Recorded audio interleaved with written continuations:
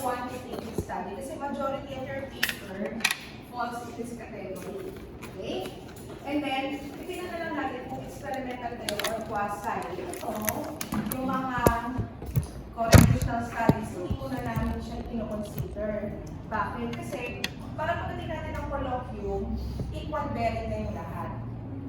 Okay? So, for example, Valenzuela, City, at Ipolo, Pampanga, Laguna, lahat kayo, experimental halos of design, it's either of the two, para pa nagkaroon ng scoring,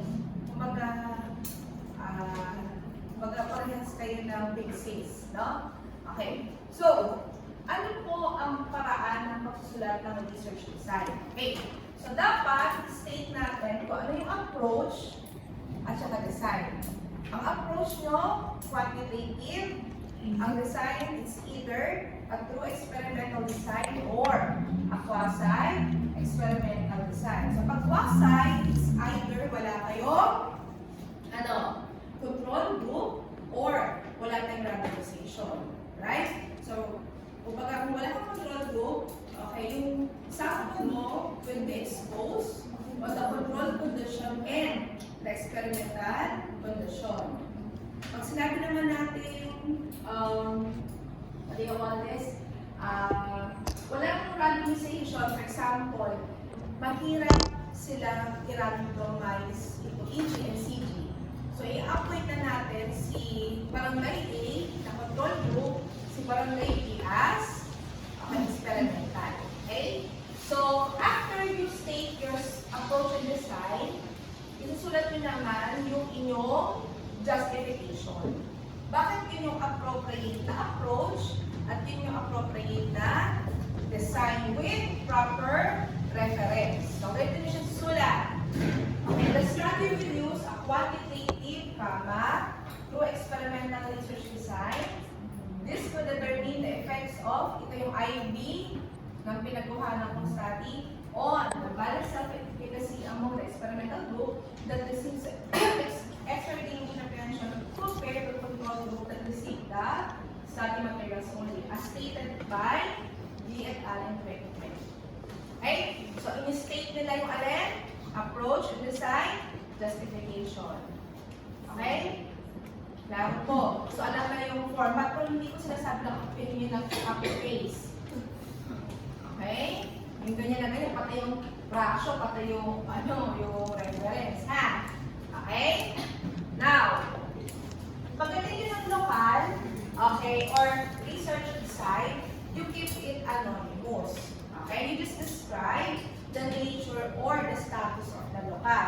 However, if you have a memorandum of agreement with them that they are willing to be mentioned, you state them. Their name.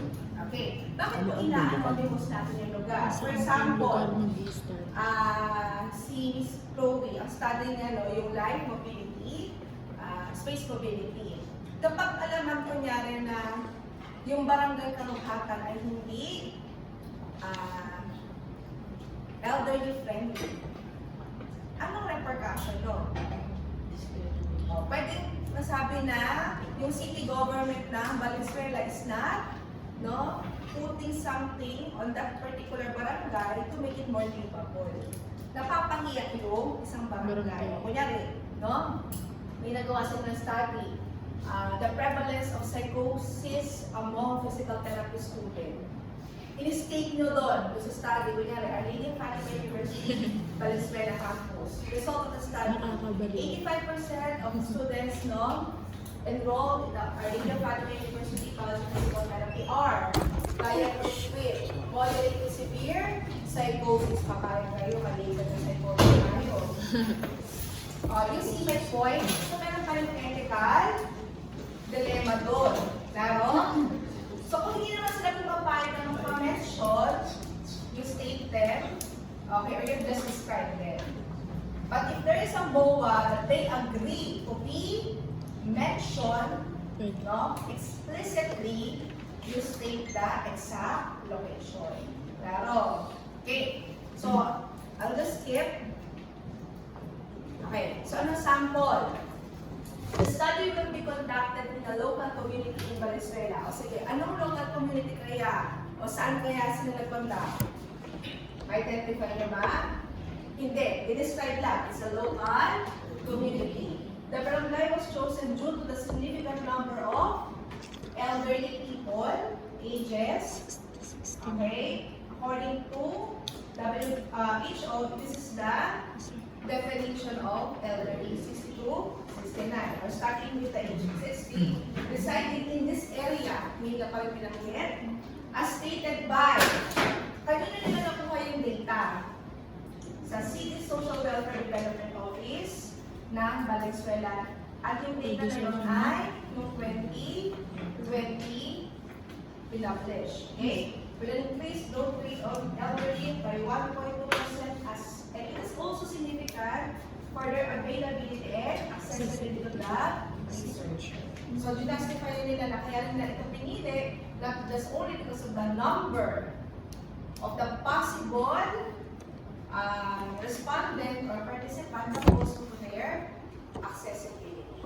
Pero, o ngayon, sino dito ang study is about stroke? Population na stroke. O hanapin nyo lang kung saan maraming may stroke. Within the city, gusto nyo sa Valenzuela mapunta. Sino dito ang elderly?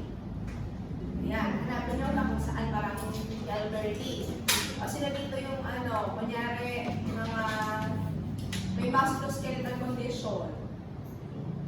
Sin strain, saan kaya, ano sa'yo mga Miss Martin? Sa call center. Anong klase loob? Anong CTS?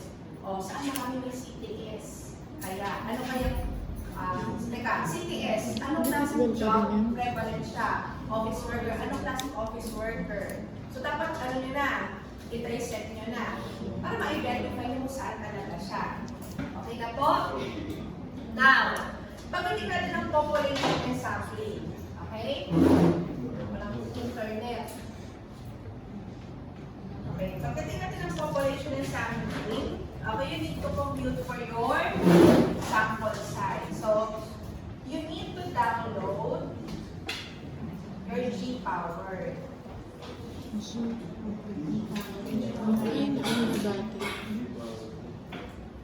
Mali kasi siya dito. Okay, anyway. Okay, let's open.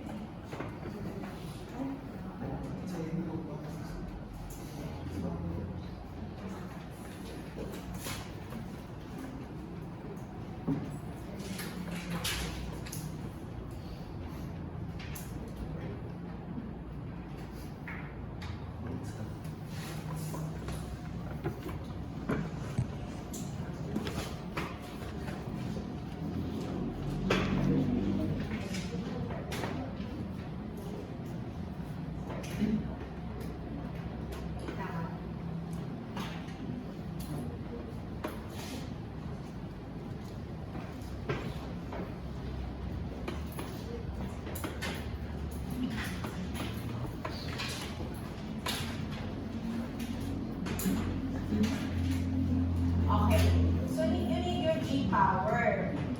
Okay, sa G-Power, okay, when you use your, we have two softwares now for computing the sample size. You can use your EPIN for your G-Power, but we're going to utilize this para makumpute natin yung kasaming size effect. Okay? Dahil wala naman sila magpa-qualitative. Okay, we go need to identify what is the number of population for us to know that this is saturated already. Okay? So, when you're using your G-Power, okay, you need to determine the test family. Ano ba yung statistical test or inferential na gagamitin mo? Okay?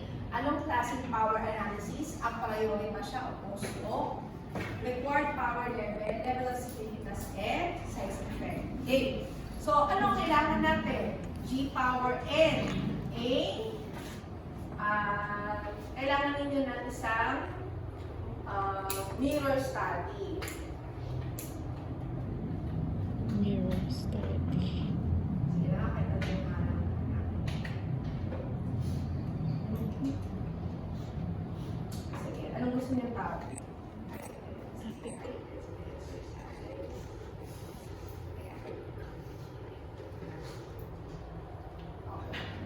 So, kunyari ito yung aking mirror study. Okay? So, looking at the G power, magpo-compute tayo. So, ang test family natin ay E-test. Kasi ikukumpara ko yung dalawang groups. Okay? So, pag nagkukumpara ka, hahanapin mo means difference ng two groups. Means difference ng difference between two independent means. Dalawang grupo yung kinukumpara. Sino dito yung tatlong kinukumpara? O ano ba kayo? Iba yung gagamitin natin. But for demonstration purposes, ito gagamitin natin. Okay, anong type of power analysis? You are comparing two groups. Hindi pa tapos ang research. Nagsisimula pa lang tayo. So, a priori. Pero kung halimbawa, gumawa ka ng research, tapos, hindi kayo nagkupit ng sample size. Gusto niyo i-check yung adequate yung sample size. You can use your post hoc analysis. Ha? But again, a priori ang pipiliin niyo. Okay? So, tayo ay two-tailed. Okay, ayan yung size effect na gusto natin, 0.5. Okay, so andyan na lahat. Wala na kayong gagalawin dyan, ha? Okay na yon. Then, click Determine. Okay? So, ito yung pipiliin natin. N is equal to 1. N1 is equal to N2. Ngayon, Ma'am Mabel, saan po manggagaling itong mean? Group 1, Group 2, SD Group 1, SD Group 2. Saan magagaling to? Sa mirror study. Okay? So, let's say, ito yung mirror study ko. This one. Hahanapin niyo yung kanyang table, yung may effect. Okay. So, kunyari ito, no, yung may effect.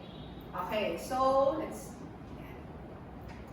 kunyari itong after 48 hours yung kukunin ko. Ito na yung pinaka-last, no? So, yung group 1, 8.08. 8.08. Yun yung mean niya. Makikita, medyo makikita. Teka, ano ba natin i-use mo? Anyway, so, di ba, meron siyang 8.08. Tapos, ito-copyan niya dito. Okay? Next. 1.75. Yun yung standard deviation. Copyahin ulit. Ilagay sa SD ng group 1. Hindi yan standard deduction, mas. Okay? Ano yan? No? Yung standard Deviation. Seryoso sila. Okay. Tapos, 8.79. Mean group 2. Tapos, sa sunod. Okay, 2. So, nakopya ko na. Okay, tapos, click, calculate, may makukompute na sample size. Mas maganda sana kung medyo malaki. Ito. Okay?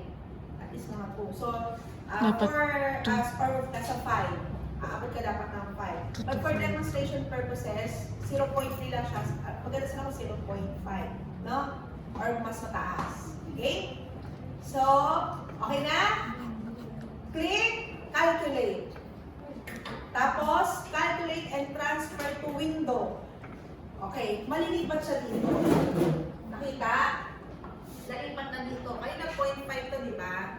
Kaya pag pipili kayo, mas maganda kung 0.5. Kasi pag 0.3, ano yan? Small lang yung size effect niya. Klaro? Okay, now, calculate ulit. Okay, ilan yung kailangan mo? Sample size? 300. Aroy. Tagaris. Grabe. 368 na sample size. Sige, question. Ma'am, yan na po yung, Hahanapin mo sample. I mean, hindi naman po yan yung kailangan hanggang dulo. Hanggang dulo dapat yan ang mag-set. Ang kailangan po yan, yung attribution po ba? Ito, dadagdag mo pala. Okay? So, ito na yung yung 368. Kaya lang, pag nahanap kayo ng maraming RTM. Kasi Fudge. syempre, I know you cannot complete this one. Naiintindihan ko naman yun. Okay? Klaro. Sige. Now, kagaya sabi ni Miss Manawis, no? Ma'am, so that's the sample size that should complete the whole study. So, yung 368, ano yung 10% niya? 37. Tama? 368 plus 37, 5, 10, 405, dapat yung total sample size. Okay? O kaya nga na, paghanap niyo ng magandang article that would fit as, yung maganda yung kanyang, maganda yung kanyang size effect, pero feasible. Kaya maghanap niyo ng article. Oo, pero dapat mag-justify natin na kahit ito, maganda yung sample effect niya. Yung effect ratio, hindi porket 0.5 tataas agad yung sample size. Hindi naman. Yung iba bumaba pa. Depende. Kaya yung medyo mahirap. No? Okay po? Now. Okay, so nakompute na natin. Ano susunod na part ng inyong thesis? No? Population and sampling. Okay. Sa population and sampling, ito yung last year, sila yung mga naman sa colloquium. Na-study nila. Tingnan nyo yung na-compute namin na original. 12 lang. 12 lang yung nakuha nila. Ayan o. 12 lang. So, Nakahanap sila ng articles na compute sa G-power. Well, ang lumabas. Kaya lang, kami na yung nag-adjust. Kasi sabi ko baka inisip namin Sir Justin last year, baka hindi siya maging acceptable. masyadong konti. Saka ng attrition, magkukol. Tsaka pag gumamit kami ng statistics, baka wala kami ma-detect na difference. Although, kapag size effect, most likely meron. Okay? So, paano i-state yung population and sampling? The sample size calculation is based on L and Mutusami in 2022. Nakita yung article, in-state namin kung saan kinuha yung effect calculation. Right? On the extra dating to improve dynamic balance in elderly using BR. The sample size was estimated with G-power. Hindi ko alam kung ano yung mada-download nyo. Kung may bago ng version yung G-power, kasi kung sa akin luma na. So, kung ano po yung G-power na inyong version, yun yung state. Tapos, sino yung kanyang developer. Okay? Tapos, yung study, nagsasabi na siya invalid software for sample size calculation. Right? Tapos, ano yung na-compute? Kung nagdagdag kayo for attrition, sasabihin natin. So, yan 10%. Tapos, ano yung design? Ito naka-plakado na siya. Except this one. Hindi naman tayo ng linear multiple regression, diba? Okay? So, yan. Yan po. Plakado na siya. Pero hindi ko sinabi i-copy-paste mo. You state it how you understand it. Okay? Tapos, anong klaseng sampling technique ang ginamit nyo? Okay, so for example,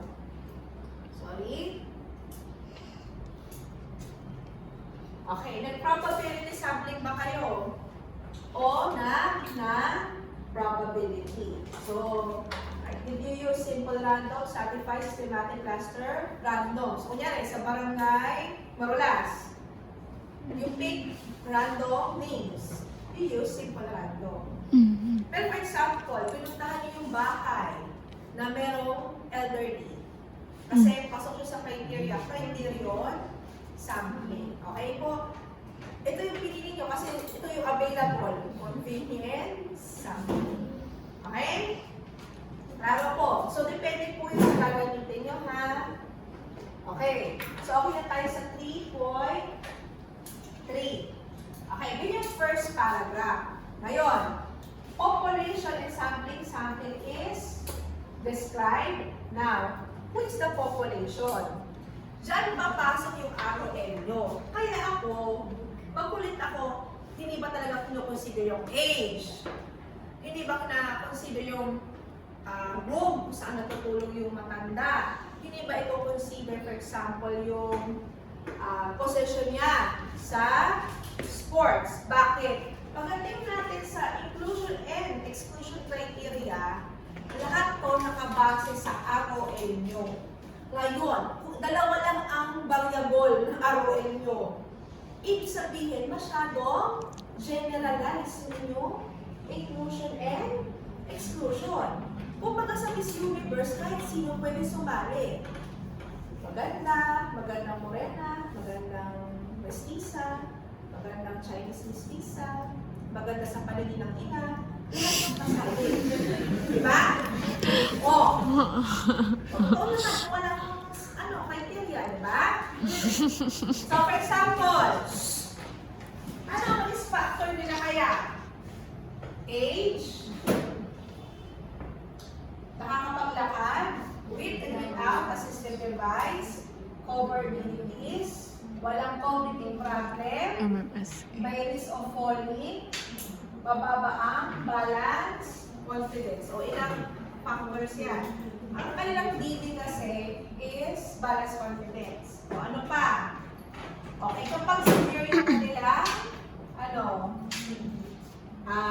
severe yung kanilang comorbidities and meron silang problem with walking. Kasi sa tag test, ma-apektuhan yung scoring nila. O, nakita ko yung importansya ng ROL nyo. Kaya yung ROL nyo, babalikan nyo pa rin siya. Yung risk factors ng condition, tsaka yung risk factors ng dependent variable. Kasi for example, sa dependent variable, agility, kino-consider pala yung playing surface. O paano nyo ngayon tatanungin yung basketball player, saan ka naglalaro? Wood ba? Semento? Okay?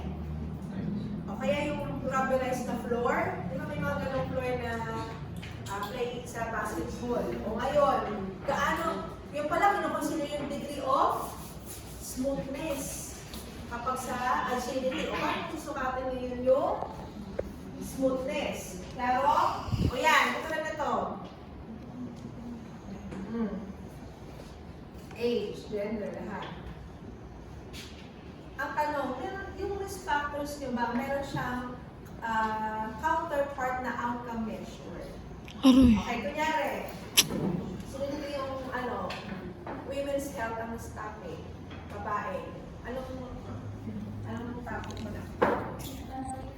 Sa exercise po for women. Rape? Because, anong DB? Anong dependent variable? Anong gusto mo? Menstrual cramps. Paano mo isusukatin ang menstrual cramps? Oh my God. Visual analog skill. Anong outcome measure? Yan.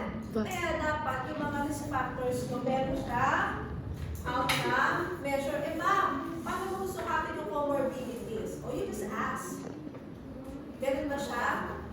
Diagnose na comorbidities kung elderly yan o stroke. Okay? Sino dito yung may chronic ankle stability? O, ilang beses po kayo na-injury tapos yung diagnosis criteria na okay po. Sige. Okay na tayo dito. So, after na computation ng sampling, description ng sampling technique, inclusion and exclusion criteria. Now, pagdating yung anak ng ethics, ito po. Okay, explain nyo ngayon ito. Sino dito ang cerebral palsy ang subject, mga bata? 1. Stroke. Elderly. Person deprived of liberty. Pregnant women. Wala.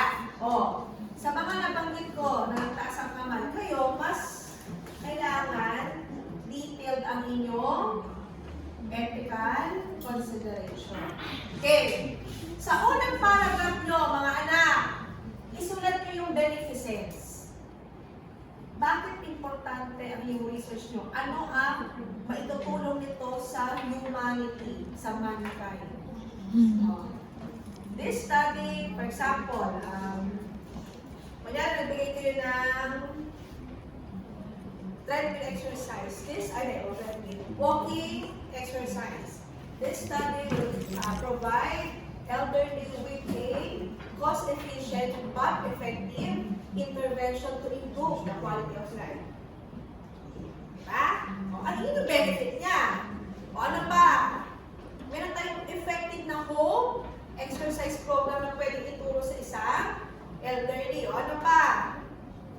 It will add a new evidence or knowledge to the PT profession. O, ano pa ang ano nyo? May tutulong pa ba yung research nyo sa pangkalahatan? Baka pwede sa clinical practice guideline, no? Policy making. Katulad sa'yo, policy making, no? Makakatulong siya. Naintindihan po ba? Many sense. Sa second paragraph, ano lalagyan natin? Ito yung medyo madugo.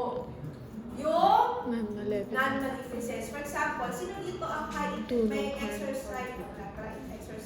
Hit. Anong exercise mo? Sa'yo. Slow eccentric exercise. Slow, eccentric. Okay. Anong pwedeng risk ng eccentric exercise? Fatigue. Anong risk? Anong pwede niyang masamang maidulot sa isang pasyente? Yung recovery time. Hindi, kung na rin ako nag-eccentric exercise ako, anong pwedeng ikasama nito sa akin? Fatigue. Strain. Okay. So, paano mo ma-mitigate yung strain? Paano mo ma-ensure na yung strain hindi mangyayari? Okay. The subject will undergo slow eccentric exercise. Eccentric exercise pose the following risk. No? Kunyari, strain.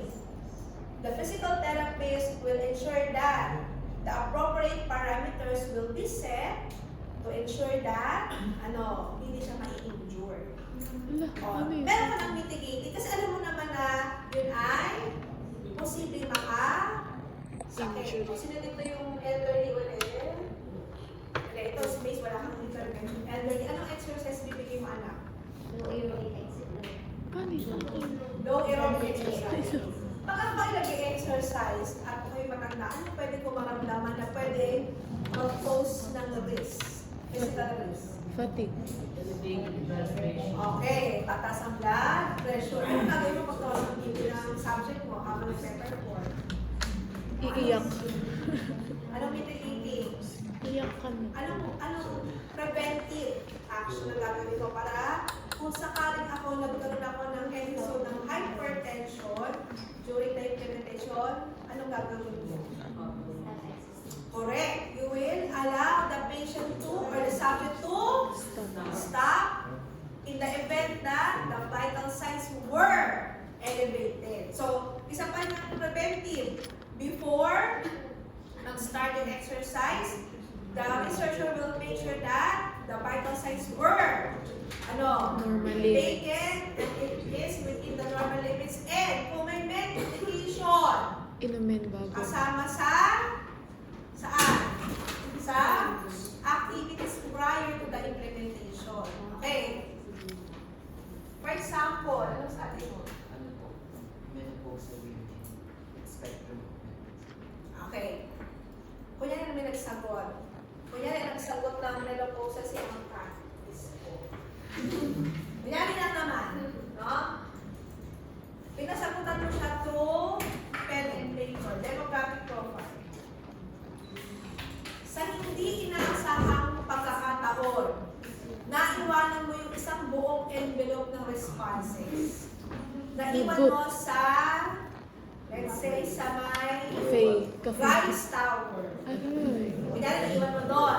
Eh, syempre, bubulat natin yun ng mga guard. Ano ba to? Bakit ito naiwan? Parang kanina ba to? Nakita yung pangalan ni Ma'am Kat Dispo. Siya ay menopause na, pero ayaw niya ipaalam na siya ay menopause na. Anong potential risk mo? Psychological, syempre, napahiya. Okay? Eh ma'am, para safe, Google form na lang. Sige, Google form. Lahat yung cellphone mo. Mapasok yung drive mo. Aray. See? O, kahit po yung data connection, meron pa rin siya trace. Okay? So, ngayon, sa non-maleficence, for example, yung collective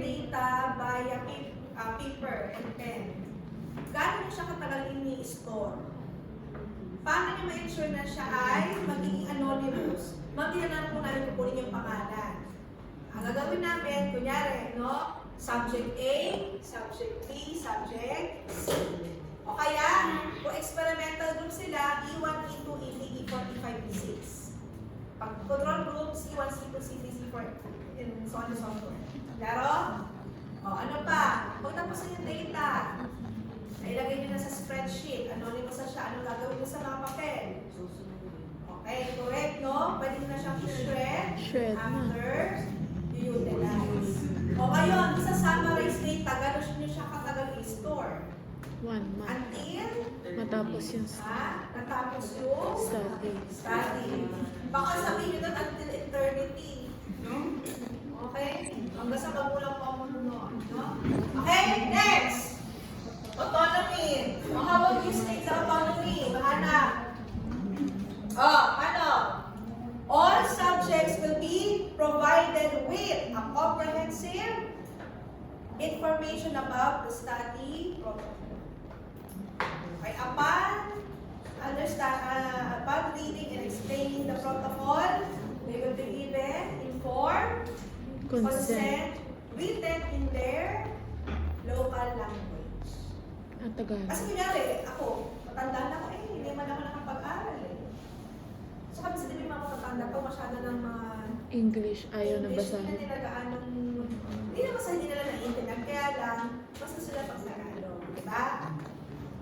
Okay, tapos, assign. Ano pa? Kunwari, si Misinko, ayaw niya na sumali siya sa simula, pero nung kalagitan, tumayaw siya. Pwede ba yun? Pwede. Okay, nakalagay dapat no explicitly. The subjects are all allowed to withdraw anytime. Anytime during the study. Kunyari, no, si Miss Bala. Tapos na yung study niya, yes, kasama-rise ko na yung data. SPSS na namin yung Ma'am Mabel. Biglang tumawag si Miss Sarate, yung isa sa mga respondent. Ay, i-withdraw ko yung data ko kasi ayaw ko na sumali. Pwede yun. Sakit sa ulo. Hindi ka naman. Ulit ka. Kaya ako may admission tayo, di ba? Okay? So, pwede po mangyari yun, ha?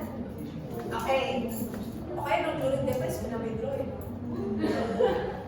Joke lang. Okay, okay na? Okay, next. Justice. O, paano yung papakita yung justice? Pantay-pantay. Na meron sila due and just compensation. Due and just. Due and just compensation. Ano yung due? Yun yung nararapat. Ano yung just? No? Karapat, dapat. For example, yung sino office workers dito, yung kanilang respondents. O kunyari, ang sahod nila sa isang araw, 350. Kinuha mo yung buong araw nila. 350 din eh. Sagot, tsaka Oh my God! paano nila naman? Daming gastos. Okay? O ngayon, kailang bayaran mo sila ng 350 kasi umalis sila, nag-absent sila for that day para makompleta yung Sheesh. greatest lead. Naiintindihan po ba? Pero for example, Matanda. magkano baon mo sa isang araw? Iyo? 200. O, sumali ka sa study ko. Binigyan kita, after nung magpakomplete study, binigyan kita 50 pesos. Tama ba yun? Okay, that is unjust. Hindi yun makatarungan. No? Chicken rice. Baka di ka pa makauwi. Oh, sumali ka sa study ko. Binigyan ko siya ng 1,000 tsaka jacket. Over Saka isang cherry boba. Over. Oh, ano naman yun? Over na. Ang juice, sobra-sobra. Ang June. Ay, so dapat due and Just. O ano pa? Paano yung mapapakita yung justice? Okay? Nalaman ko kung magkano ang baon niya. So ano pala yung information? Nasabi. O ngayon, ano na pala niya sa akin? Bukod sa compensation. dapat nakalagay rin na after the research, you will provide a summary of the result of the study. Para, ano yung pala ginagawa mo exercise, maganda pala yun, dapat ipagpatuloy ko. Ay, yung study materials pala, hindi effective, dapat mag-exercise. See? Alright? Okay. Now, may ano ka naman ito. Confidentiality. Ano na ba? Ito na rin ano na pala ng manifest. Not manifest. Veracity, dapat lahat na info ay Totoo. accurate. Siguro hindi naman madidiscover ni Ma'am Mabel na nagdagdag inulit natin yung 200 na pangalan. 400. Hindi naman siguro kasi wala nang pangalan yun eh. Tapos nakita ko yung parang parehas yung ano nila. Sulat. Parang parehas yung sulat. Tapos parang parehas sila halos ng edad. May factor.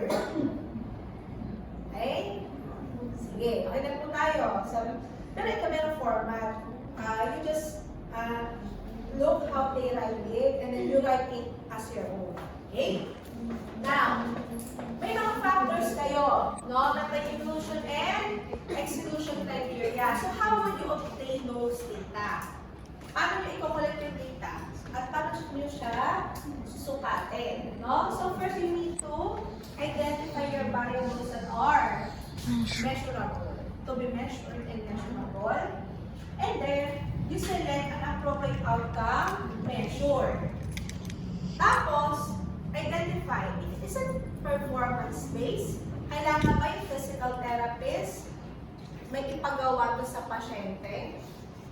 Or is it a self-reported or paper-based outcome measure? May sasagutan na ako. Paper paste. Okay? And then identify the level of measurement based on the scoring procedure. Ano ba yan? Nominal, Ordinal. ratio, or interval. Interval. Claro? Okay. So for example, basketball players, no? Ang aking dependent variable ay agility. So, ang panukat pala nun ay tingin agility test. According to the International Federal for Basketball Association, ito yung standard na ginagamit sa basketball. Okay? Now, performance-based siya. Pag sinulat ko siya, kailangan meron ako, reliability testing ng acceso. Ano ang panukat score ladder? Sorry. Anong score ng lane agility test? Segundo. So it is a ratio data. Alright? O bakit naman po hahanapin yung mga nominal na yan? Yung mga level of measurement. Kasi yan yung mag-dictate ng statistical test. Alright? Now, paano po isulat ang isang performance-based test? Okay, you state the name of the tool. Ano yung kanyang purpose? Panukat siya ng ano? Panukat ba siya ng ganda? No? Panukat ba siya ng katalinuhan? Ng muscle spasticity? No? Spasticity. Okay? Ano ba ba? Yung psychometric properties niya, validity, reliability, and responsiveness. Oh my Ano God. yung step-by-step procedure, scoring system, and interpretation, and then normative values. Bakit kailangan yung normative values? Ha? Kasi sa inclusion and exclusion criteria, pag hindi siya nag-fall sa normative values, ibig sabihin may problem doon sa kanyang, let's say, agility, kasali siya. Kasi yun nga yung gusto ko i-improve eh. Diba? So, dapat O, abnormal. kunyari, Below the norm. factor pala yung sa balance yung cognition. Eh kung halimbawa, napaka-poor ng cognition niya, ba't mo siya isasali? Baka na niya maintindihan yung instruction. Okay? So, ito, example. Sige na. The 6-minute walk test is used to measure aerobic capacity and endurance according to Sherwood in 2016. So, meron pa rin citation. The test is performed in these steps. A 20-meter course is set up on a hard and level surface. The participants are asked to walk around the course for 6 minutes. The tester record how many meters are walked. If the participant needs a break, This is allowed, however, the time is or keeps on going. Ano nawawala? Nawawala dyan. Ano nawawala? Psychometric. Okay, yung normative value at yung psychometry properties niya. Gano'n siya ka-valid? Reliable. Gano'n ka-responsive? Gano'n ka-reliable? Saka yung pag mo? Score. O mamimay, pati mo nilagay dyan. Alam ko naman kasi pag mga naglalagay ng example, kinakapit is ano estudyante. Tapos kasama na yung loob ko. No? At power po yun. Okay? So kayo maghahanap ha. O ngayon, kunwari, 6-minute walk test to. No? Ay, 6-minute walk test yan. Pero ang subject ko ay stroke. Iba ang validity, reliability ng pag-stroke. At iba rin yung pag-stroke. Based sa Oh condition. my God. Naro? Ma, Yes po. gusto ko lang po malaman. Sa akin po kasi, yung mga diba sa akin, community learning elderly needs sleep disturbance. Tapos ang gusto ko po mention is, yung sleep quality nila after ng exercise. Ibig sabihin ko, dalawang measurement ko yung hanapin ko. Na. Kasi ang Pittsburgh, siya yung pang-baseline mo. Diba?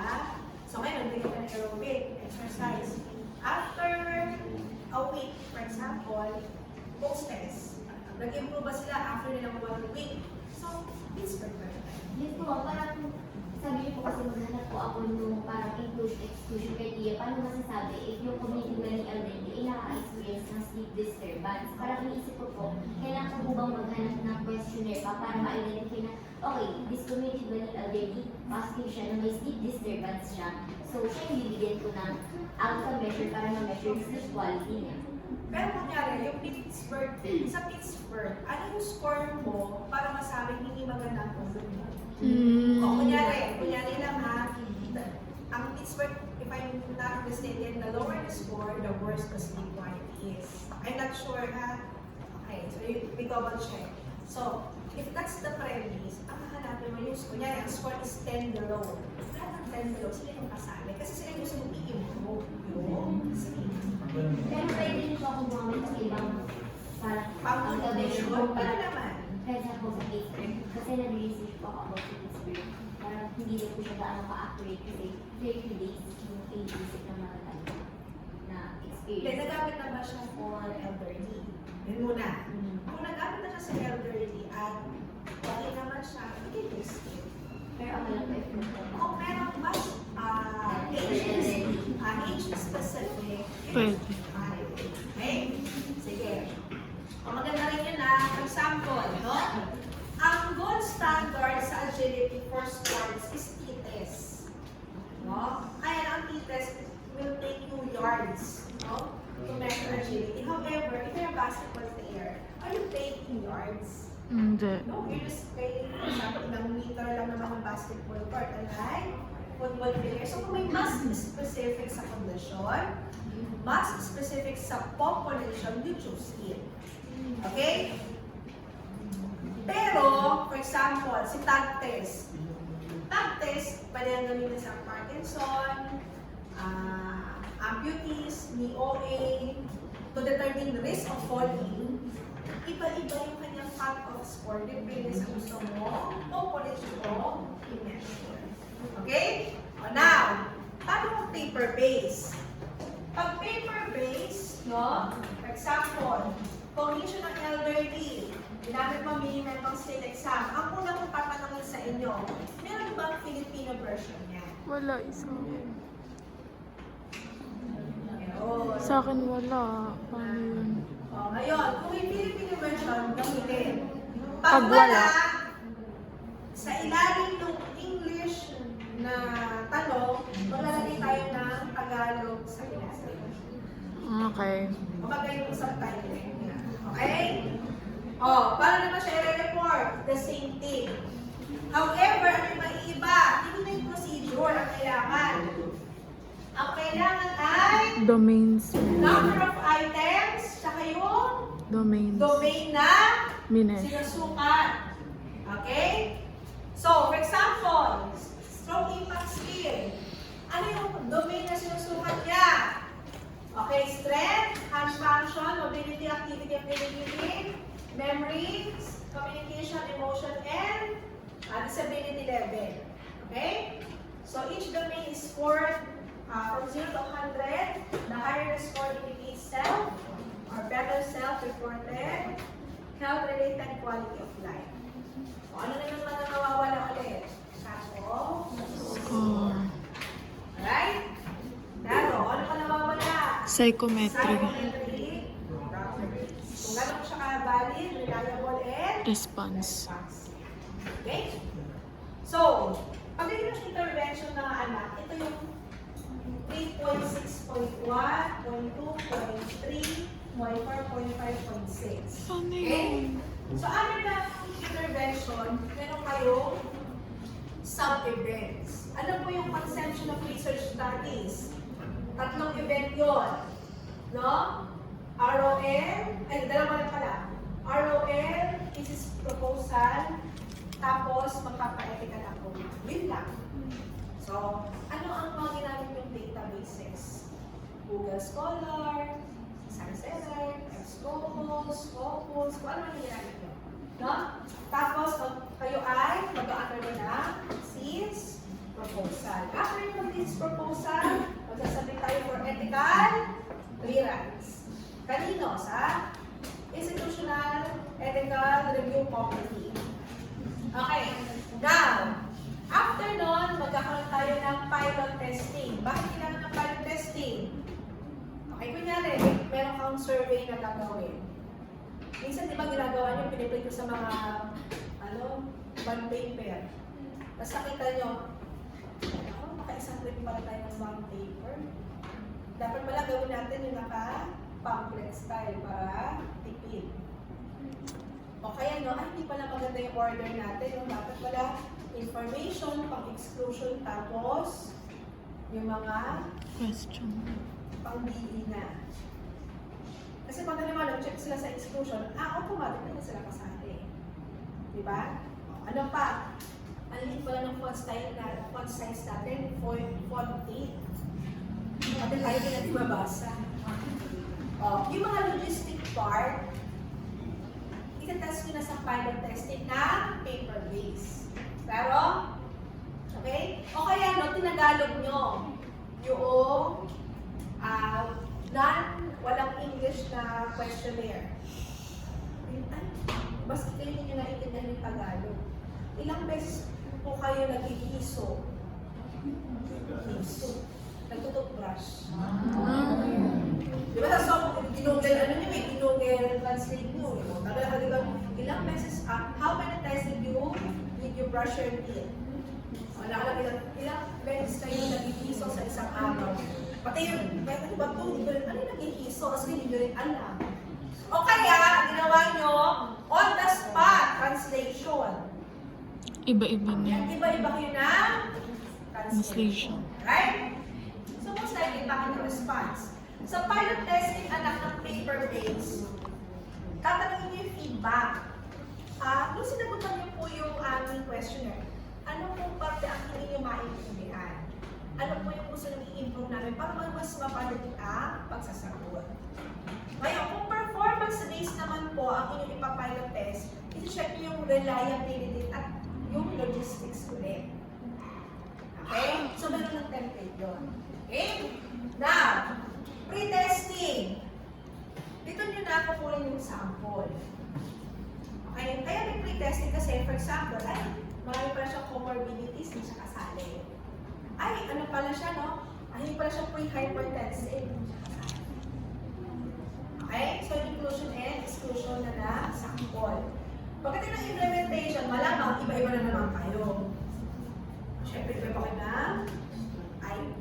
Tapos, kung kayo ay post-testing. For example, sino dito ang paper-based ang alang outcome measure ng DB? No? Ano problema pag paper-based? May recall, bias.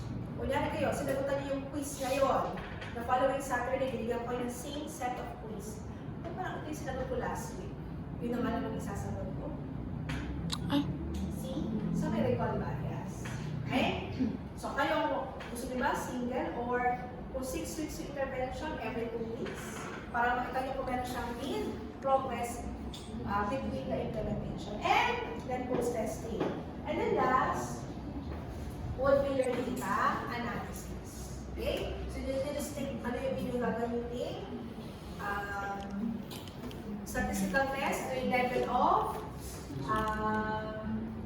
ano pa yung software, saka yung probability. Okay? Questions po. Okay. So, ayun, we'll have a break. I'll group you and then I'll announce